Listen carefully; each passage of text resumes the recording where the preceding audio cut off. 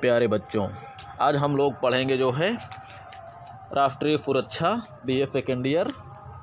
ठीक है, द्वितीय प्रश्न पत्र आप लोगों का है राष्ट्रीय सुरक्षा। इसमें हम लोग पढ़ेंगे अगला भाग है बच्चों, हम लोग पढ़ रहे हैं शक्ति संतुलन का आज हम लोग पढ़ेंगे दूसरा भाग। ठीक है, चलिए फिर आगे बढ़ते हैं हम लोग। इसमें हम लोग पढ़ेंगे बच्चों शक्ति संतुलन का अगला भाग। तो अगले भाग में हम लोग सबसे पहले पढ़ेंगे शक्ति संतुलन का उद्देश्य व उपयोगिता।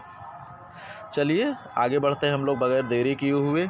देखिए शक्ति संतुलन और क्या है बच्चों, आपको हम पहले भी बता चुके हैं। ये है क्या चीज़, युद्ध को रोकने और शांति स्थापित करने का एक तरीका है। ठीक है, अन्य जितने भी तरीके हैं उन्हीं तरीकों में से एक है शक्ति संतुलन। बच्चों युद्ध रोकने और शांति स्थापित करने के जो प्रमुख तरीके हैं, जैसे शक्ति संतुलन हो गया, संयुक्त राष्ट्र संघ जैसी संस्था की स्थापना हो गई, सामूहिक सुरक्षा हो गया, भयादोहन हो गया, ये सभी क्या हैं, युद्ध को रोकने और शांति स्थापित करने के तरीके। जहाँ पर शक्ति संतुलन इस बात पे कार्य करता है, आपको हम पहले वाले भाग में भी बता चुके हैं कि यदि दो राष्ट्रों के बीच शक्ति बराबर है तो उनके बीच में युद्ध नहीं होगा। युद्ध तो तब होता है जब राष्ट्रों के बीच जो संतुलन बना है वो बिगड़ जाए। ठीक है, अब इसमें हम लोग आज पढ़ रहे हैं शक्ति संतुलन का उद्देश्य और उपयोगिता। उद्देश्य तो आप लोग समझ ही गए होंगे क्या है। ठीक है, देखिए इसमें आज प्रभुता संपन्न राज्यों के अंतर्गत स्थिरता बनाए रखने में शक्ति संतुलन सहायता करता है, और दूसरे शब्दों में यह राज्यों के स्वतंत्रता की गारंटी देता है। ठीक है बच्चों, शक्ति संतुलन जो है राज्यों के स्वतंत्रता की गारंटी देता है कि अर्थात जो भी राष्ट्र जिस अवस्था में है उन पर कोई दूसरा राष्ट्र अधिकार नहीं कर पाएगा। ये जो है शक्ति संतुलन गारंटी देता है। अब देखिए शांति स्थापना में शक्ति संतुलन की नीति सहायता करती है। जैसे आपको बता चुके हैं, शक्ति संतुलन छोटे राज्यों की सार्वभौमिकता की गारंटी लेता है, अर्थात छोटे राष्ट्र जो है अपने अंदर और बाहर के कार्यों में सदा स्वतंत्र रहेंगे। इनकी सार्वभौमिकता संप्रभुता इनकी बनी रहेगी, इनको किसी राष्ट्र के दबाव में नहीं रहना है। ठीक है, और कोई दूसरा राष्ट्र इनको अपने अधिकार में नहीं कर सकता और कोई दूसरा राष्ट्र इन पर कब्जा नहीं कर सकता, कोई दूसरा राष्ट्र इन्हें अपनी उंगलियों पर नचा नहीं सकता। ठीक है बच्चों, शक्ति संतुलन छोटे राज्यों की सार्वभौमिकता की गारंटी लेता है और दो बड़े राष्ट्रों के बीच ये सिद्धांत पे कार्य करता है। जैसे क्या होता है कि दो बड़े राष्ट्रों के बीच यदि प्रतिस्पर्धा है, प्रतिस्पर्धा का मतलब होता है बच्चों कंपटीशन, होड़।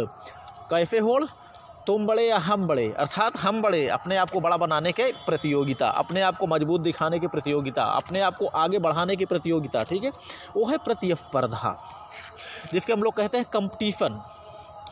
तो उनमें से कोई भी राष्ट्र एक दूसरे को अधिक शक्तिशाली होते नहीं देखना चाहेगा। बच्चों जहाँ होता है कि हम ही बड़े हैं तो कोई दूसरा राष्ट्र चाहेगा कि कोई दूसरा हमसे बड़ा हो जाए? बिल्कुल नहीं चाहेगा। तो ऐसे अगर दो राष्ट्रों के बीच प्रतिस्पर्धा है तो उनमें से कोई भी राष्ट्र ये नहीं चाहेगा कि दूसरा कोई राष्ट्र उनसे बड़ा हो जाए। ठीक है, उनसे शक्तिशाली देखना नहीं चाहेगा, और उनमें से कोई ये नहीं सहन करेगा कि कोई एक राज्य इन छोटे छोटे राज्यों पर आक्रमण करे या इन पर अपना अधिकार करे। इस तरह क्या होता है, सभी राष्ट्रों की सुरक्षा की गारंटी होती है, खास करके छोटे राष्ट्रों की गारंटी। बच्चों जब दो राष्ट्रों के बीच प्रतिस्पर्धा होती है और दोनों एक दूसरे को शक्तिशाली होते हुए नहीं देखना चाहते, तो दोनों में कोई ये भी बर्दाश्त नहीं करेगा कि उनमें से कोई एक राष्ट्र किसी छोटे राष्ट्र पर आक्रमण करके उस पर अपना प्रभुत्व स्थापित करे। कोई नहीं पसंद करेगा। ठीक है, इससे छोटे राष्ट्रों की सुरक्षा की गारंटी, सुरक्षा और आज़ादी की गारंटी बनी रहती है। ठीक है, आगे देखिए।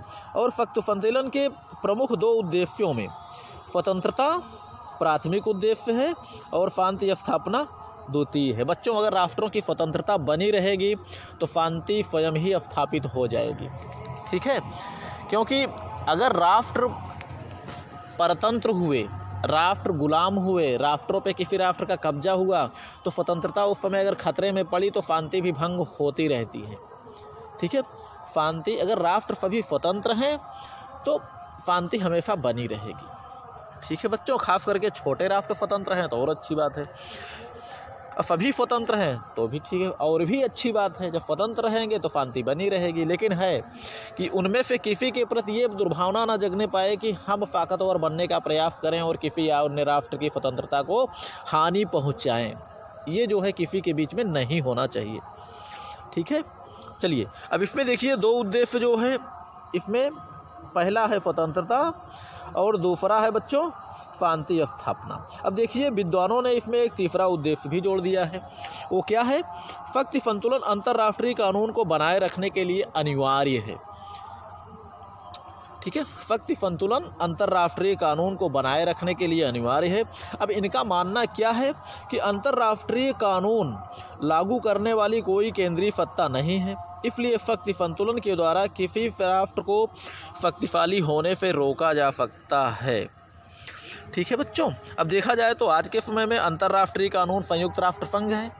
मान के चलिए जब इसके पहले कोई अंतर्राष्ट्रीय कानून नहीं था, ठीक है बच्चों, अंतर्राष्ट्रीय कानून नहीं था, तब उस समय की जो शांति बनी रहती थी उसमें जो है शक्ति संतुलन की भूमिका महत्वपूर्ण थी, क्योंकि एक राष्ट्र अगर अपने किसी अन्य पड़ोसी राष्ट्रों से भयभीत होता था तो, और वो ताकतवर राष्ट्र होता था शत्रु राज्य, तो स्वयं किसी न किसी राज्य से संधि करके अपने आप को उसके बराबर या उससे ज़्यादा ताकतवर बनाने का प्रयास करते थे, और इस डर से ज़्यादातर राष्ट्रों की सुरक्षा और शांति बनी रहती थी। ठीक है बच्चों, युद्ध वहीं हुआ है जहां शक्ति का संतुलन बिगड़ा है और राष्ट्रों के बीच में साम्राज्यवादी भावनाएं जन्म ली हैं, धनलोलुपता जन्म ली है।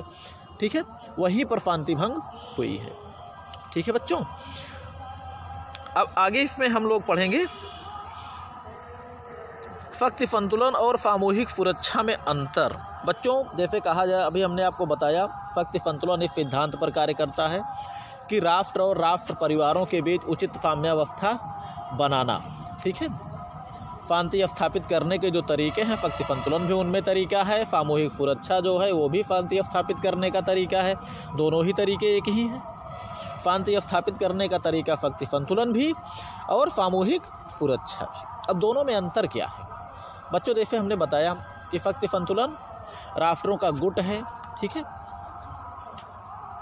राष्ट्रों अथवा राष्ट्र परिवारों के बीच में ऐसी उचित साम्यावस्था बनी रहे कि कोई भी राष्ट्र इतना शक्तिशाली ना होने पाए कि अपनी इच्छा दूसरों पर थोप सके या दूसरे की आज़ादी को नुकसान पहुंचा सके या अंतर्राष्ट्रीय शांति को खतरा पहुंचा सके। और सामूहिक सुरक्षा क्या है? ये राष्ट्र संघ या संपूर्ण राष्ट्रों के बीच में एक ऐसी जो है एक आदर्शवादी मान्यता है कि अगर एक राष्ट्र पर कोई अन्य सभी राष्ट्रों में से कोई भी आक्रमण करता है तो जो आक्रमणकारी राष्ट्र है उसके विरुद्ध सभी राष्ट्र मिलकर आक्रमण करेंगे। इस पे जो है सामूहिक सुरक्षा सिद्धांत कार्य करता है। अब देखिए, शक्ति संतुलन की मान्यता है कि प्रतिस्पर्धा राज्य व्यवस्था का अभिन्न अंग है। प्रतिस्पर्धा का मतलब होता है बच्चों कंपटीशन, यानी शक्ति की कंपटीशन, शक्ति की प्रतिस्पर्धा, अधिक शक्ति पाने की इच्छा, लालसा, गुटबंदी। ठीक है, और इसलिए दंड नीति इस व्यवस्था की विशेषता है। जबकि सामूहिक सुरक्षा में भय, शंका, दंड नीति और संतुलन के स्थान पर सहयोग, विश्वास, सामान्य उद्देश्य से प्रेरित हमलावर के विरुद्ध सभी को संगठित होकर मुकाबला करने का विचार। कहने का मतलब जहां शक्ति संतुलन संगठनों को जन्म देता है। ठीक है, दंड, सैनिक संधियाँ, सैन्य संगठन, एक दूसरा कोई भयभीत रहेगा, डर के आक्रमण नहीं करेगा। ठीक है, यहाँ जो है सामूहिक सुरक्षा में एक राष्ट्र के विरुद्ध एक राष्ट्र क्या, सब एक के लिए, एक सब के लिए, जो इसका मूल मंत्र है। अर्थात एक राष्ट्र पर आक्रमण किया जाए तो सभी राष्ट्र मिलकर उसका प्रतिकार करें। हमलावरकर्ता का ज्ञान नहीं है कौन आक्रमण करेगा। अब जो आक्रमण करे वो सोचे कि हम आक्रमण करें कि ना करें, क्योंकि सब मिलकर हमको ढूंढेंगे, इससे अच्छा है आक्रमण ना ही किया जाए तो ज़्यादा अच्छा है। चलो बच्चों आगे हम लोग पढ़ते हैं सामूहिक सुरक्षा। सामूहिक सुरक्षा अनेक राष्ट्रों द्वारा शांति की स्थापना के लिए सार्वभौमिक संधि है।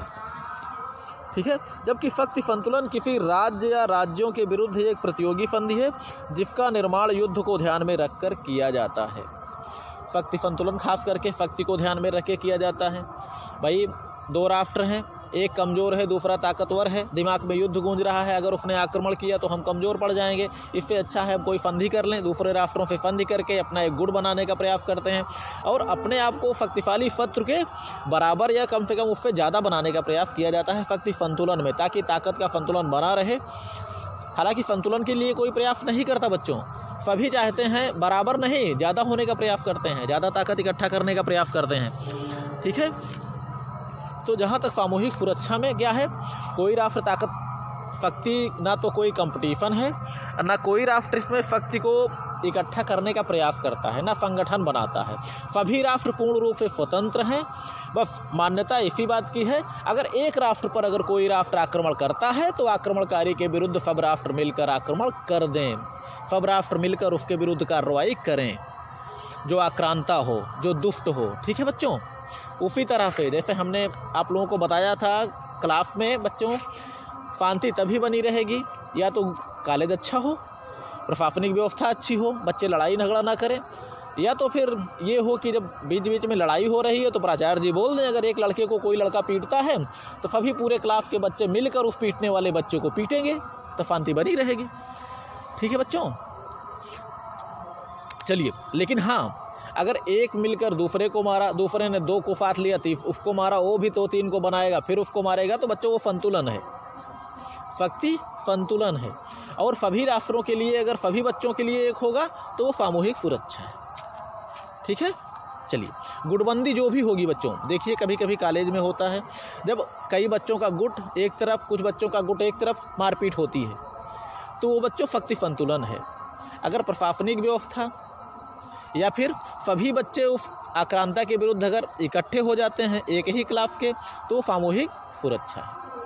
अब इसमें यह होता है बच्चों, शक्ति संतुलन की स्थिति में जो भी उनका नेता होता है, संतुलन करता, जो भी शक्ति संतुलन वाले राष्ट्रों में जो किसी गुट का जो नेता होता है, वो जो भी करता है वही कानून होता है। अगर वो अच्छा कर रहा है तब भी वो लड़ने के लिए मजबूर हैं, अगर गलत करता है तब भी वो लड़ने के लिए उनके पक्ष में प्रतिबद्ध हैं। ठीक है बच्चों, ये संतुलन की बात होती है। लेकिन सामूहिक सुरक्षा में क्या होता है कि सभी राष्ट्र एक स्तर के होते हैं, थोड़ा कम ज़्यादा चाहे जो हो, लेकिन आक्रांता चाहे जितना भी ताकतवर हो, सबका सामूहिक मुकाबला करने की क्षमता उसमें नहीं होती। इसलिए वो इस डर से आक्रमण नहीं करेगा कि सभी मिलकर हम पर आक्रमण करेंगे तो हम सबका जवाब नहीं दे पाएंगे। ठीक है बच्चों, चलिए। इसका निर्माण युद्ध को ध्यान में रखकर ही किया जाता है। अब देखिए, सामूहिक सुरक्षा सहयोग के आधार पर एक विश्व की मान्यता पर आधारित है, जबकि शक्ति संतुलन 2 विरोधी गुटों की मान्यता पर आधारित है। 2 विरोधी गुटों, गुटबंदी वही है। चलिए आगे बढ़ते हैं हम लोग। सामूहिक सुरक्षा विश्व शांति को आधार मानती है, जबकि शक्ति संतुलन अपने हितों को आधार मानता है। ठीक है बच्चों, सामूहिक सुरक्षा में जब एक राष्ट्र के विरुद्ध सभी राष्ट्र आक्रांता के विरुद्ध कार्रवाई करेंगे, ये सोचकर कार्रवाई करेंगे कि जो इस आक्रांता ने किसी पे आक्रमण किया है, इससे एक राष्ट्र खतरे में है, कुछ दिनों बाद दूसरा खतरे में आएगा, तो ऐसे में क्या है, विश्व शांति को ध्यान में रखा जाता है। लेकिन शक्ति संतुलन में केवल हित महत्वपूर्ण है, हमारा लाभ उससे है तो उस पर आक्रमण करना हमारा फर्ज है, ये हो जाता है हित महत्वपूर्ण। और वैसे भी कहा जाता है अंतर्राष्ट्रीय राजनीति एक स्वार्थपूर्ण राजनीति होती है बच्चों, जिसमें ना तो अस्थायी शत्रु होते हैं ना अस्थायी मित्र होते हैं। हित महत्वपूर्ण होता है। हित का मतलब होता है बच्चों अपने स्वार्थों की पूर्ति। तो शक्ति संतुलन एक स्वार्थपूर्ण नीति है, अपने स्वार्थों की पूर्ति करने वाली नीति है, जबकि सामूहिक सुरक्षा विश्व शांति को प्रोत्साहन देने वाली, विश्व सहयोग, अंतर्राष्ट्रीय सहयोग, अंतर्राष्ट्रीय सुरक्षा को प्रोत्साहन देने वाली नीति है। चलिए, शक्ति संतुलन जो है प्रतिस्पर्धा को निमंत्रण देता है, जबकि सामूहिक सुरक्षा सहयोग को। ठीक है, और शक्ति संतुलन सैनिक संगठनों में विश्वास रखता है, जबकि सामूहिक सुरक्षा अंतर्राष्ट्रीय संगठनों में, अंतर्राष्ट्रीय संधि में। अब शक्ति संतुलन के वो उदाहरण जैसे नाटो और वार्सा पैक्ट जैसे सैनिक संगठन है, और सामूहिक सुरक्षा का उदाहरण क्या है, संयुक्त राष्ट्र संघ। ठीक है बच्चों, ये बात दूसरी है कि संयुक्त राष्ट्र संघ कहीं कहीं पर वीटो के कारण जो है कमज़ोर पड़ जाता है, लेकिन फिर भी बहुत कुछ है, कम से कम वो परिस्थिति नहीं आएगी जो पहले कभी आती थी। छोटे राष्ट्र हमेशा के लिए दबा दिए जाते थे, बहुत से राष्ट्र नक्शों से मिट गए, बहुत से छोटे छोटे राष्ट्रों को या तो किसी में मिला लिया गया या तो हमेशा के लिए वो गायब कर दिए गए। ठीक है बच्चों, चलिए अब देखिए सामूहिक सुरक्षा और शक्ति संतुलन में समानताएं क्या हैं। जैसे बच्चों, पहली समानता तो हम आपको यही बता देते हैं कि दोनों की स्थिति क्या है? युद्ध को रोकने के लिए, शांति स्थापित करने के लिए। पहली, शांति स्थापित करने के लिए और युद्ध को रोकना, ये दोनों का ही उद्देश्य होता है। ठीक है, अलग अलग मान्यताएं हैं, सामूहिक सुरक्षा की अलग, शक्ति संतुलन की अलग, आपको हम बता चुके हैं। ठीक है, चलिए अब देखिए इसमें क्या क्या है। दोनों का लक्ष्य सामूहिक प्रयत्नों द्वारा विश्व शांति तथा राज्यों की स्वतंत्रता की रक्षा करना होता है, और दोनों ही शक्ति की विचारधाराओं पर आधारित हैं। शक्ति की विचारधारा दोनों में है बच्चों, और दोनों ही शक्ति की अधिकता पर बल देते हैं कि यह शक्ति अधिक होना चाहिए, क्योंकि शांति स्थापित करने के लिए शक्ति का एकत्रीकरण। ठीक है, दोनों सिद्धांत यथास्थिति कायम रखते हुए स्थायित्व, शांति व सुरक्षा को बनाए रखना चाहते हैं, और दोनों ही सिद्धांत आवश्यकता पड़ने पर युद्ध के लिए भी तैयार रहते हैं बच्चों। संयुक्त राष्ट्र संघ भी सामूहिक सुरक्षा के तहत युद्ध के लिए तैयार, और शक्ति संतुलन में भी अपने हितों के लिए युद्ध के लिए तैयार। ठीक है बच्चों, चलिए, और दोनों ही भविष्य की शांति के लिए वर्तमान शांति भंग को उचित मानते हैं।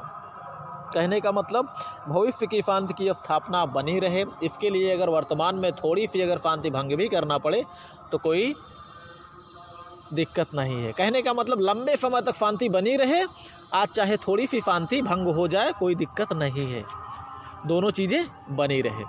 ठीक है बच्चों, और प्रभावशाली विश्व सरकार के अभाव में सामूहिक सुरक्षा व्यवस्था शक्ति संतुलन के रूप में ही लागू किया जाता है। बच्चों, जब तक विश्व सरकार नहीं थी, अंतर्राष्ट्रीय कोई संगठन नहीं था, उस समय क्या है, सामूहिक शक्ति संतुलन के द्वारा ही जो है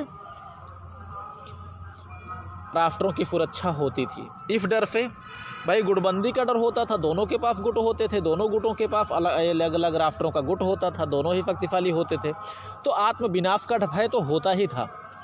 आत्म विनाश का भय जो कि युद्ध और शांति, युद्ध को रोकने में सहायक होता था, और अंतर्राष्ट्रीय शांति बनी रहती थी। ठीक है बच्चों, ये होता है, ये हुआ भी रहा, ये होता भी रहा है। हालांकि ब्रिटेन ने कहा भी है, विंस्टन चर्चिल ने कहा भी है अपने परिभाषा में कि सामूहिक शक्ति संतुलन ब्रिटेन की विदेश नीति से संबंधित है।